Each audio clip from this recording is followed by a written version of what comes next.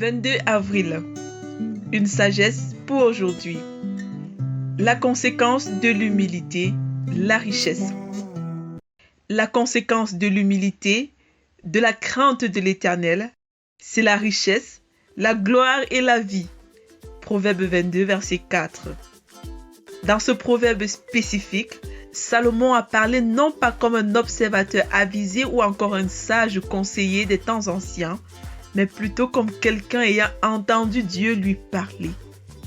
En effet, après que Dieu se soit manifesté à Salomon pour la première fois à Gabaon et que Salomon lui demandé la sagesse pour diriger son peuple, très émerveillé de cette attitude, Dieu lui fit cette promesse inconditionnelle. Je te donnerai en outre ce que tu n'as pas demandé, aussi bien la richesse que la gloire, de telle sorte qu'il n'y aura pendant ta vie aucun homme qui soit semblable à toi. 1 Roi 3, verset 13. Dieu fit une autre promesse. Et si tu marches dans mes voies, en observant mes prescriptions et mes commandements, comme a marché ton père David, je prolongerai tes jours. Gardant à l'esprit cet arrière-plan de l'auteur de ce proverbe, on peut mieux comprendre l'évidence, l'authenticité et la profondeur de la déclaration faite dans le verset du jour. Personne mieux que Salomon serait plus indiqué pour nous parler de la richesse, de la gloire et de la vie, car il fut l'homme le plus riche et le plus glorieux du monde. 1 Roi 10, verset 23. Notez bien. La richesse sans la sagesse, au lieu de conduire à la gloire et à la vie, va plutôt conduire à la ruine et à la mort. La richesse qui va au-delà des biens et de l'argent, c'est l'art de se satisfaire de la grâce de Dieu et de tout faire dans l'humilité et dans la crainte de Dieu.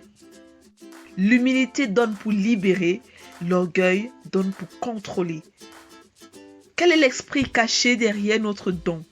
Celui de l'humilité ou celui de l'orgueil? Voici 4 caractéristiques clés de toute personne marchant dans l'humilité qui vient de la crainte de Dieu. 1. Elle sait que sa vie ne dépend pas de ce qu'elle possède. 2. Elle sait que tout ce qu'elle possède vient de Dieu. 3. Elle sait que tout ce qu'elle possède est pour Dieu. Et 4. Elle fait toutes choses par Dieu et pour Dieu. Mais Dieu lui dit: insensé, cette nuit même, ton âme te sera redemandée. Et ce que tu as préparé, à qui cela sera-t-il? Il en est ainsi de celui qui accumule des trésors pour lui-même et qui n'est pas riche pour Dieu. Luc 12, versets 20 à 21.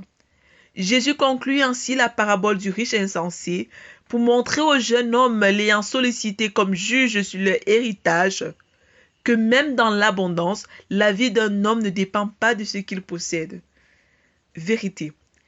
La véritable richesse, c'est la crainte de Dieu et l'accomplissement de sa volonté. Application. Craindre Dieu, tout disposer et tout faire en Dieu, selon Dieu et pour Dieu. Verset à mémoriser. Tes jours seront en sûreté. La sagesse et la connaissance sont une richesse qui sauve.